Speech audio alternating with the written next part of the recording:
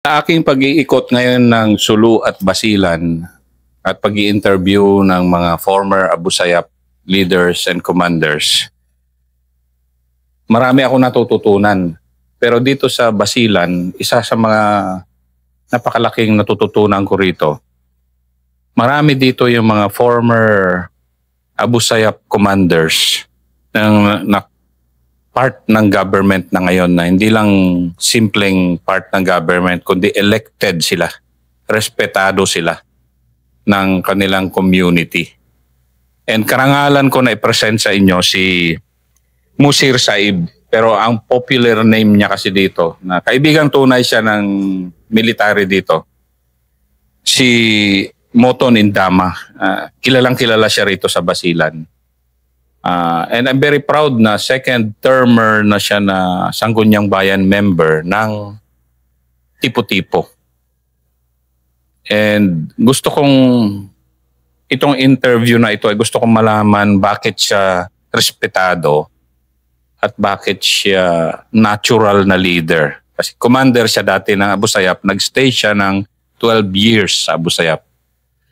So SB, kaibigan tunay ka lahat nandito, kilalang kilala ka bilang Moton.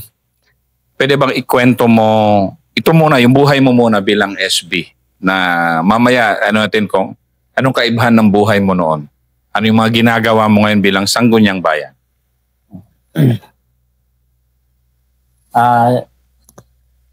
Ako si Musir Saib alias Moton Indama. Kasi dati, iba kasi pag nandyan ka sa loob. Pag doon ka sa loob, ang isipan mo doon, puro mag-discourage, puro away, ang narinig mo, puro galit. Yan ang narinig mo. Pero pag dito ka sa labas, iba kasi ang isipan mo pag nasa labas ka. Kasi pag dito, ang nakita mo dito, yung nagnegosyo, yung nag-aral, yung kahit ano yung gusto mo, pwede ka pwede ka makisali dito. Kasi kasi lahat tayo may plano sa buhay. Ako nga, kung gusto ko na maging pulis, nag-aral ako kasi may eskwelahan man. Kung gusto ko mag-business, maghanap ako ng kapital, magpatayo ako ng negosyo. Lahat, pag dito ka, pwede ka ma-open yung pag nasa sa labas ka. Kung gusto mo mag-politician, magpa-file ka. Nagtakbo ka. Hindi naman open naman yung gobyerno dito sa labas. May kalayaan ka. May kalayaan ka dito. Ano ba yun noon nung buhay mo? Kasi doon mahirapan kami. Dati siyempre bata pa yon, 17 years pa ako doon. Hindi pa pumapasok sa isipan mo yung maganda na ng mga plano. Kasi doon 17 years pa ako yung pagpasok ko sa loob dahil sa barkadahan. Kasi yung barkada ko, anak yun ng MILF. Tapos palagi yung baril ng tatay niya, pinahawak yung tsaka niya. Tapos ako, wala akong baril. Kasi gusto ko yan pag nakita ko yung niya, gusto ko rin may baril din, yung katulad niya. Sige nga, ikwento mo nga kasi lahat naman ng bata yata interesado sa makahawak ng baril. Pero yung sa'yo noon, bakit parang excited ka na hawak ng baril noon? Kasi doon, yung nasa Balkadahan yon. Nasa Baguindan kasi, maraming MILF doon. Doon yung founder ng MILF, si Paids Aslamto, Alauddin. Diyan yung base nila. Kasi halos araw-araw makita mo yan doon. Pati yung mga kabataan sumasama sa kanya. Kaya nga kami bilang bata, yan ang nakita namin. Ngayon ang kinagisnan nyo? Oo. Yan ang nakita namin. Kaya nga na gusto namin na ganyan din. Kung ano man ang nakita mo at kung ano man yung kaibigan mo, kung ano yung gagawin niya, yan pa rin ang gagawin mo. Kasi nagsimula yan sa Barkadahan. Yan po. So yun, so dahan-dahan kang pumasok na dahil sa Barkadahan nga. Oo. Pero MI yung hindi Abu Sayyaf. Diba? Hindi pa yun Abu Sayyaf. Oo. Pag matagal na yun, halos mga 3 taon, dumating na si Puruji sa Kurellem. Isa lang sila. Wala silang kasama. Kahit baril wala. Pero yung baril niya doon sa sa Sumisip. Sa Kabkaban. Tapos palagi punta kami doon sa kanya. Tapos parang kaibigan din hanggang maging Abu Sayyaf kami. Sige nga, ikwento mo yung background o pagkakilala mo kay FI. Kay Puruji Indama para mas maintindihan lalo na yung mga hindi taga-Basilan. Sino siya? Kasi si Puruji, yung niya, yung tatay niya, taga-Kabkaban Sumisip. Yung nanay niya, taga-Pilas Highland, sa Malyon.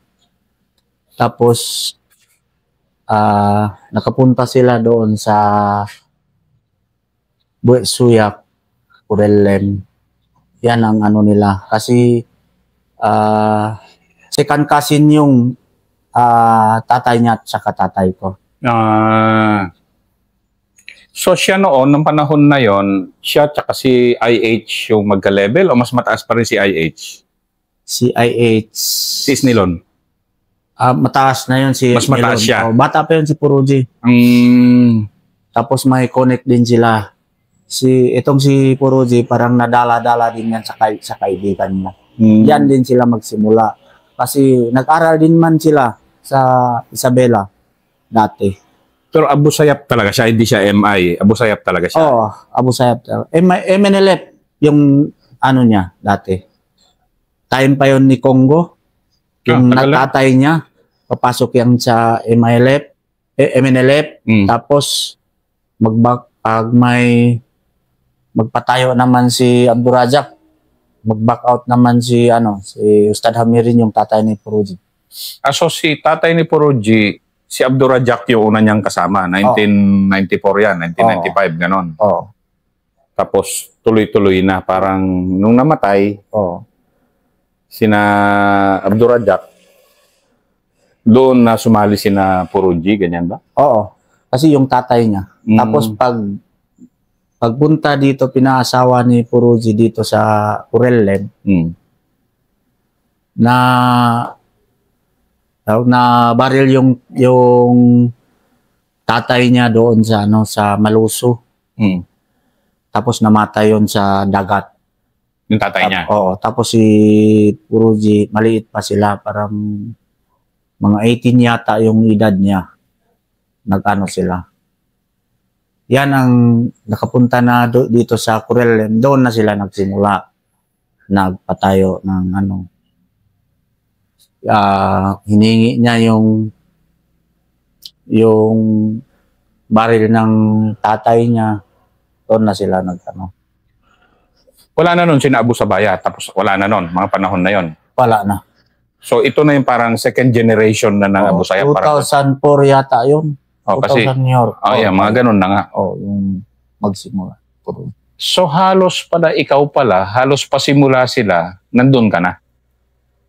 Parang hindi pa kami paminsan-minsan pinuntahan ko sa kanya. Pero ang pag-usapan namin, wala din. Yung mga punta tayo doon, naglakad, punta tayo doon, may doon, may kinasal. Yan ang usapan namin, wala pang Wala pang mas malalim. wala pa. Kahit ako hindi ko naisip na parang maging Abu Sayyaf kami, maging wanted kami, puro lang. Kuwan lang noon, parang may baril ka, masaya ka, parang gano'n. Parang gano'n din. Parang bigla dumating yung decision na ganito pala, may kaibigan ka na ganito, sinamahan mo. Parang hindi mo akalain na maging gano'n ka. Kasi siya noon, hardcore na siya. Hardcore na Abu Sayyaf dahil sa tatay niya, gano'n. Yung tatay niya. Pero siya rin, di ba? O hindi pa? Sila hindi pa nabunyag yung pangalan niya. Pati sa tipo-tipo, dinala namin doon, nagmotor din kami, hindi din Wala pang Wala pang pangalan niya na madumi. Anong punto ka lumalim na? Kasi marami naman alam mo na yung politician diyan. Yung isabay na kung ano man madumi, diyan na isabay yung pangalan mo. Yung pag may gera, diyan nakasasali yung pangalan. Nababanggit na kayo. Tapos natakot na kami sa pumunta sa tipo-tipo. Doon na lang, hanggang doon na lang kami sa Baguindan, umikot-ikot sa Albarca. Napapabakbak na rin kayo nung mga una? Kasi kung may yung Emilet, minsan-minsan nagpunta kami doon kahit walang baril. Makinig o lang. Hindi, kung napapabakbak yung MI, nagre-reinforce kayo, parang gano'n? Oo. Punta kami doon, papasok kami. Kahit hindi kami nagdala ng baril, nagtingin lang kami doon kung ano man yung parang status ng paggera. Sino ba yung namatay, sino ba yun na Yan lang ang namin. Tapos pag tapos na yung gera, uwi din kami, tipo-tipo. Ako, elementary pa ako doon, papasok din ako. Kasi malapit din ang Baguindan na sa tipo-tipo. Narinig mo pag nagbakbakan yung mga sundalo pati MILF. Narinig mo yung Yung sa'yo noon, sabi mo 17 ka na noon, di ba? Oo. Anong feeling mo noon pag yung nakakarinig ka ng gano'n? Ano yung sa'yo? Na siyempre gusto ko pumunta doon. Kung paano ako maging may baril. So, yun yung ambisyon mo, magkabaril. Yan ang ko. Kasi nakita ko naman yung mga kaibigan ko, may baril tapos ako wala. Kaya nga, nag-isip ako kung paano ko magkaroon ng baril. Yan ang Kailan ka binigyan ng baril? Wala nagbigay sa akin. Yung nagtrabaho ako para magkaroon ako ng pera mo. Pera mo Pera ko lang. Sanla lang. First. Parang kanina, sabi niya, sarili rin niyang bili yung baril niya. Ganun kami. Ako, hindi naabot yung pera ko. Kasi tawag dito, nagkopras kami, iipon-ipon ko talaga yung pera. Tapos, kung hindi, dati, mga yung M16, mga 28,000 pa yun. Kung may pera kami, iipon ko yan yung pera. Tapos, kung may narinig ako, may baril, sangla yan ang Yun ang simula mo. Tapos na lang, trabaho. Sige ako naghanap ng trabaho. Hanggang makabili ako ng personal. So, yun yung una mong baril talaga? Yan ang una ko baril. Hindi issue yan ng ASG. Kaya nga, maging commander ako, yan pa rin ang ko. Kung style mo? Yung style ko. Kung may trabaho, magtrabaho ako para makaipon ako ng tapos pambili ko ng hanggang marami yung kaibigan ko magpunta sa amin na pwede ko sila bibilihan ng ano, kahit sanla lang. Parang ganun din yung ano ko.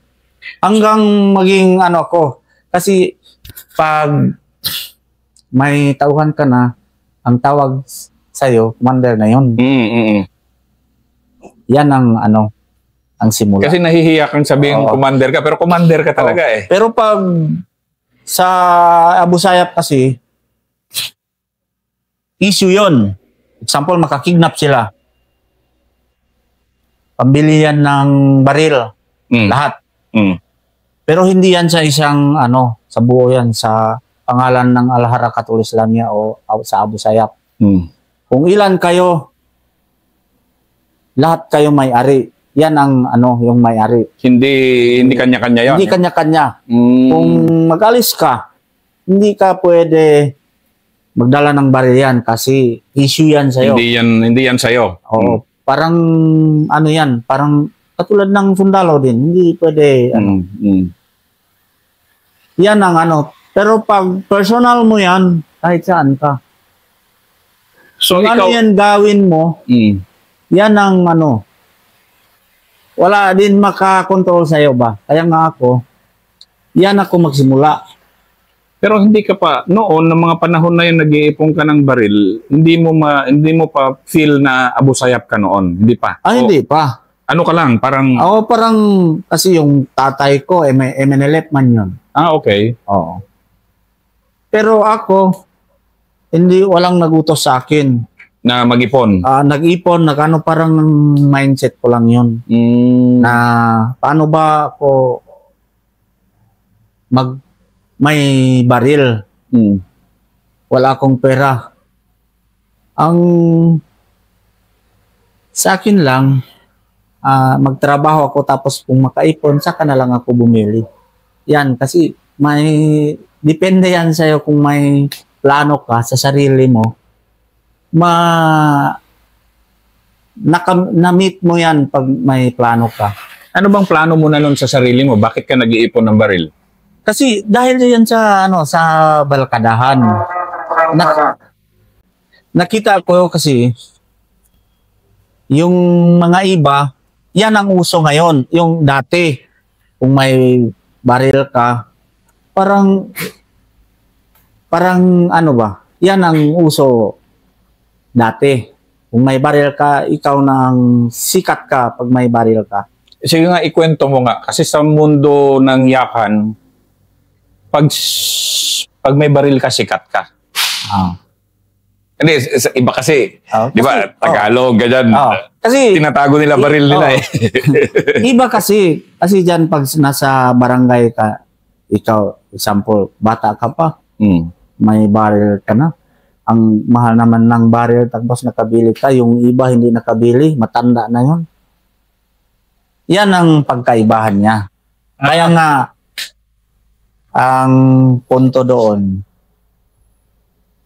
ako dati, may plano talaga ako sa sarili kung anong gusto ko, hanapan ko ng paraan kung paano ako makabili, kung paano ako depende yon sa tao.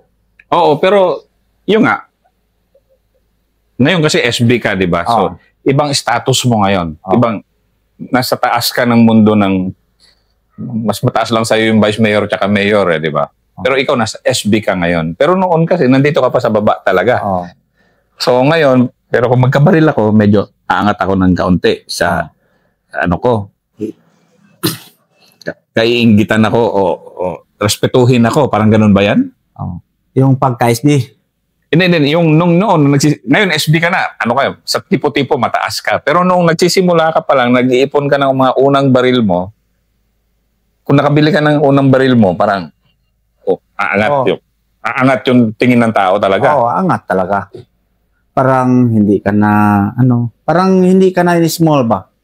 Ganon. Hindi ka ni small. Kasi yan ang uso. Di ba kung may sapatos, may model yan bago, siyempre naman gusto mo yun, bumili. Dati, kung may baril ka, sikat ka na. Yun, ganon pala. Ganon yung ano. Pero Ganun noon, dati. wala ka pang planong mag-abusayap? Wala. Wala. Wala talaga. Ang plano ko doon, kung paano ko kasi laruan ko, ano ko yan. Gusto ko talaga yung magkaroon ng baril. So, Armalite, una, M16. M16 talaga. Anong sumunod mong binili na pag-ipunan mo? M16 din. M16. Tuloy-tuloy pa rin hanggat marunong na ako mag-ano. Nakailang baril ka ba? Siyempre, commander. So, sinasabi mo kasi, pag may baril ka, ini-issue mo yan sa mga tao? O, so pag doon sa amin, pag may kaibigan ako, siyempre, Anong ginagawa mo? Ini-issue mo sa kanila o nasa iyo lang? ibinigay ko sa kanya. Pero hindi yan bigay, issue ko lang sa kanya. Na-issue mo lang sa kanya? Pahiram ko lang sa kanya. Kahit hanggat tinawag ako commander kasi may kasama na ako.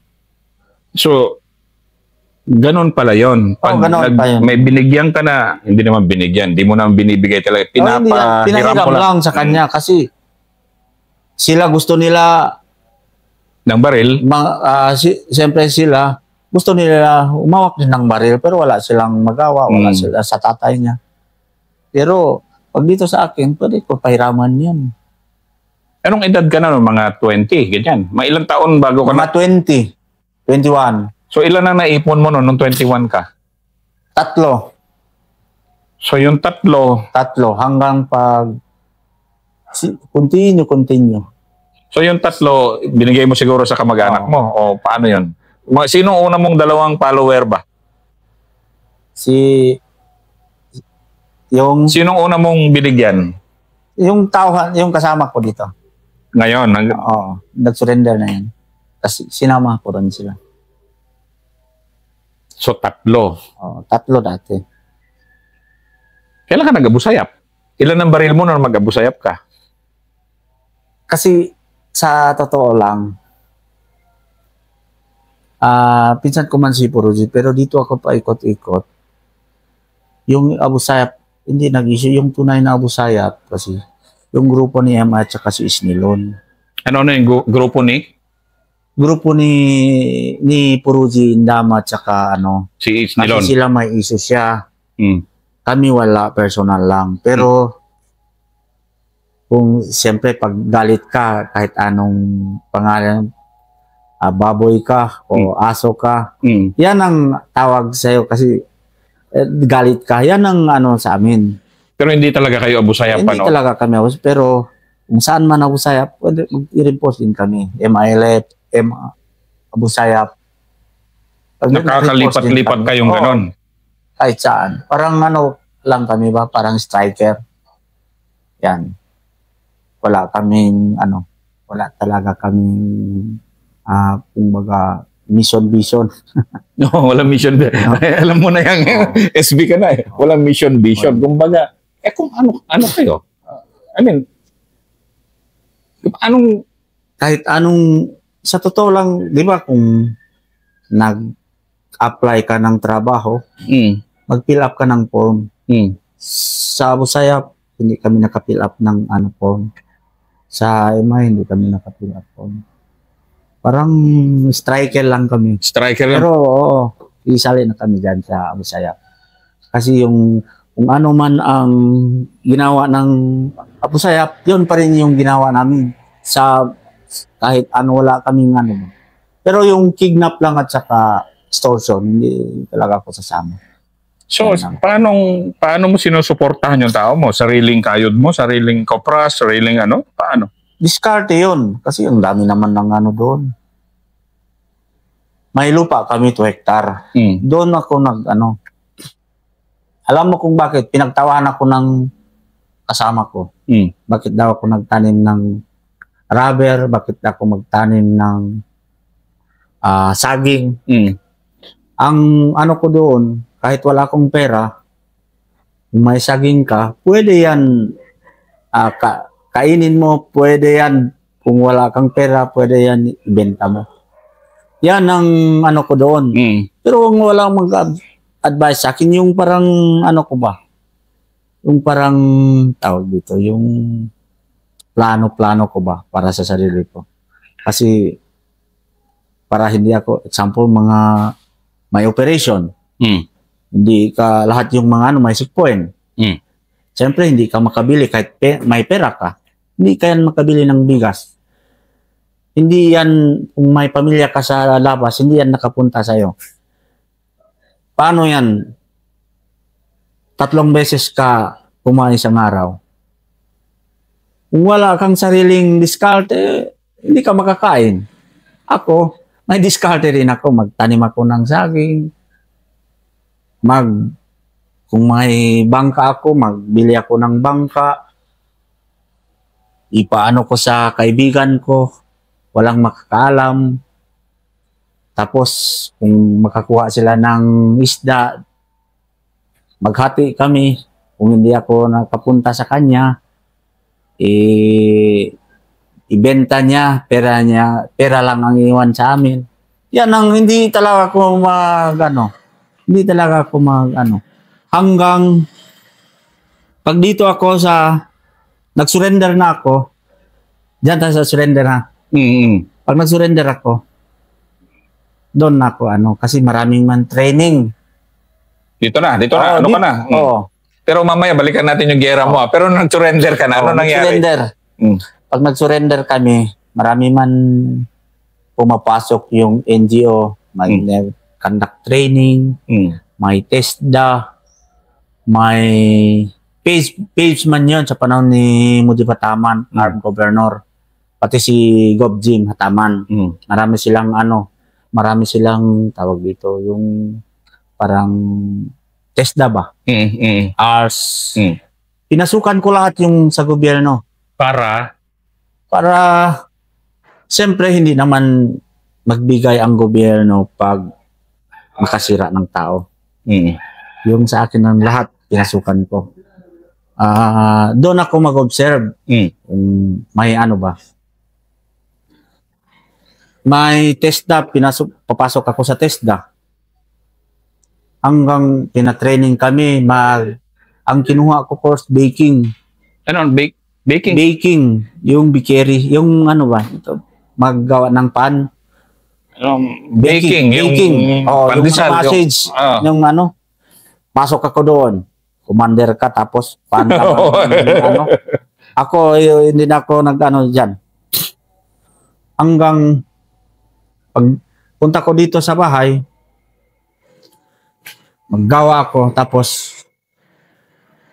hanggang magbili ako ng, siyempre may issue man yan sila, maliit, pero palitan ko, ibenta ko, yung bumili ako, binenta ko yung baril ko, meron yan naiwan, tinago ko yan, hindi yan ko sa gobyerno, kasi protection ko yan. Binenta ko pang kapital yan. Pag binenta ko, bili ako ng bakery. Bakery. Oven yung malaki. Doon ako magsimula. Doon nakabili na ako ng motor. Alam mo kung ilan ang kita ko doon? Sa isang sako, mga 2,000, mga 1,500. Tapos, sako ng flour? Oo, ng flour. Pag matagal, sa isang araw, makatapos kami mga dalawang sako. Tapos magkuha naman ako ng baking, yung maggawa, yung panadero. Tapos doon ako nag-divide, nagsimula naman na yung doon na yung pagsahod ko sa kanya. May naiwan pa 1,000. Pag sila, mga 4 sako na. Yung income ko, mga 4,000 sa isang araw. Tapos pinagawa ko sila ng biskwit. Tapos yung biskwit, marami na yon. Sabi ko, paano yan, masira yan pag hindi nabili. Ang ko dito, lahat yung mga sari-sari store pinuntahan ko. Ako na yung mag-supply sa tindahan ng biskwit. Okay ka. Doon lang ako Pag-isa, lahat yan pinagawa ng gobyerno. Successful ako doon. Tapos, meron naman pumapasok. Tawag dito. ALS. Papasok naman ako. Yung iba nag-back out. Ano yung ALS? Nag-back out sila, hindi sila tuloy-tuloy ang ano nila. Nag-ALS, Ano yung ALS ulit? ALS. Yung tawag dito. Alternative learning? Oh, alternative learning system. ALS. ALS, oh. Oo, ano kami. Hanggang naka-college ako. Dali putulin ko muna to. Ito yung first episode. First episode ni Commander Moton, highly respected SB member ng Tipo-Tipo. Ang second episode niya, ito yung pagbabago ng buhay niya na dahil may pangarap siya.